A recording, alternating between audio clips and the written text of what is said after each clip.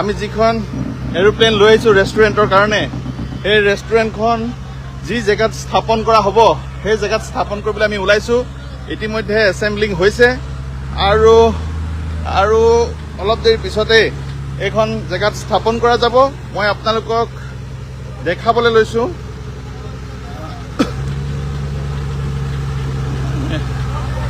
আপোনালোকে বাছ কেইমুহূৰ্তমান আপোনালোকে চাওক।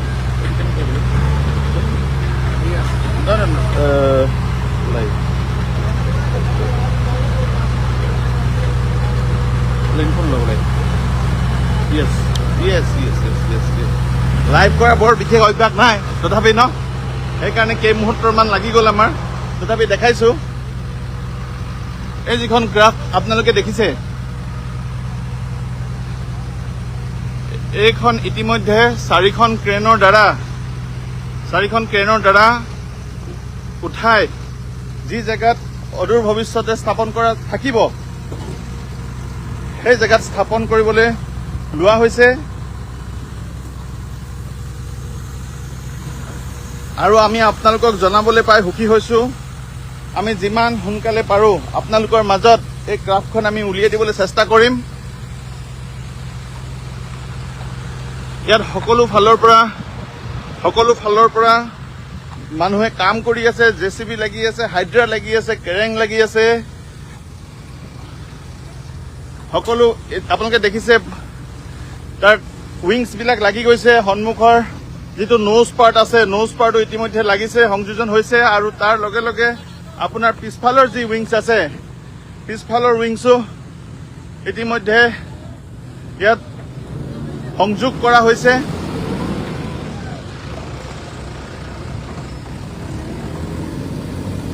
আৰু এতিয়া এইখিনি সংযোগ কৰাৰ পিছত এইখন স্বাভাৱিকভাৱে আগতকৈ বেছি গধুৰ হৈ গৈছে, য'ত এতিয়া চেষ্টা কৰি থকা হৈছে উঠাবৰ কাৰণে, কিন্তু তেওঁলোক বিফল হৈছে।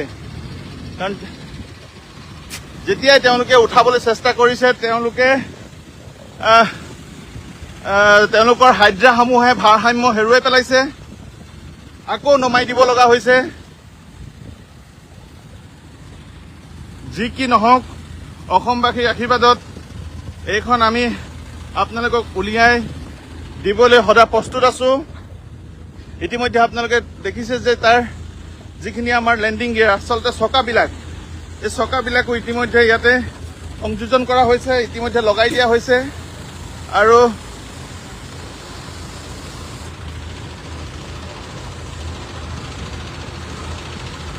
সকলো ফালৰ পৰা চেষ্টা কৰা হৈছে যাতে এইখন উঠাই এই যি আপোনালোকে দেখিছে পিলাৰ দেখিছে, মই আঙুলিয়াই দিছোঁ, এই যে পিলাৰ দেখিছে, এই পিলাৰতে উঠাই ৰখা হ'ব।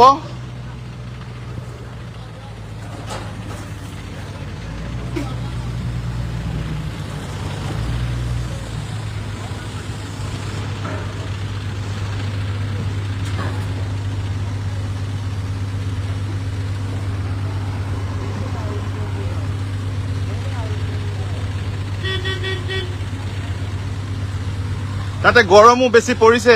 ইতিমধ্যে শিৱসাগৰত 30 ডিগ্ৰী পাৰ কৰিছে, প্ৰচণ্ড ৰ'দে দহিছে। তাৰ মাজতো সকলোৱে নিজৰ নিজৰ কাম কৰি আছে। আৰু আমি আশা কৰোঁ আগন্তুক আৰু 2-3 ঘণ্টাৰ ভিতৰত যাতে আমি সেই জেগালৈ লৈ যাব পাৰোঁ, তাৰ প্ৰচেষ্টা আমাৰ অব্যাহত থাকিব।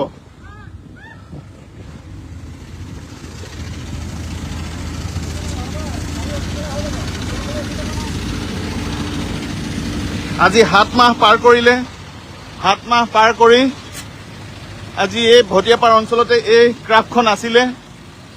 আৰু 7 মাহ এই কাৰণেই লাগিলে, আমাৰ এই যি মাটি আপোনালোকে দেখিব, এই ছাইডটোতে এই এৰোপ্লেনখন স্থাপন হ'ব। এই ছাইডটো বহুত দ আছিলে। বহুত মানুহে মোক সুধিছে যে ইমান দেৰি কিয় লাগিছে দাদা, ইমান দেৰি কিয় লাগিছে। সৌটো যিটো হাইৱে দেখিছে, সৌটো কাষত এটা পেট্ৰল পাম্প আছে। আৰু এইখিনি জেগাতে আপোনাৰ এই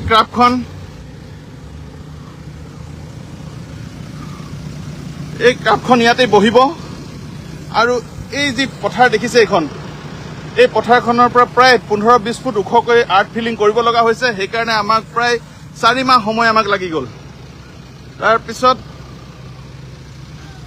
আৰ্ট ফিলিঙৰ কাম শেষ হোৱাৰ পিছত এতিয়া আমি এছেম্বলিং আৰম্ভ কৰি, এছেম্বলিঙৰ কাম প্ৰায় 60% হৈছে আৰু 40% বাকী আছে, কাৰণ পিছফালৰ উইংছটো লগাবলৈ বাকী আছে।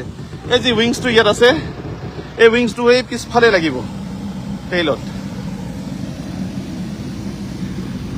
তো এতিয়ালৈকে 3বাৰ চেষ্টা কৰা হৈছিলে এই জেগাৰ পৰা উঠাবলৈ, কিন্তু 3বাৰে তেওঁলোক বিফল হৈছে। হ'লেও আমি চেষ্টা কৰি আছো, আমি যাতে আনি এই পিলাৰকেইটাৰ ওপৰত যাতে আমি বহাব পাৰোঁ, তাৰ কাৰণে আমি চেষ্টা কৰি আছো। নমস্তে।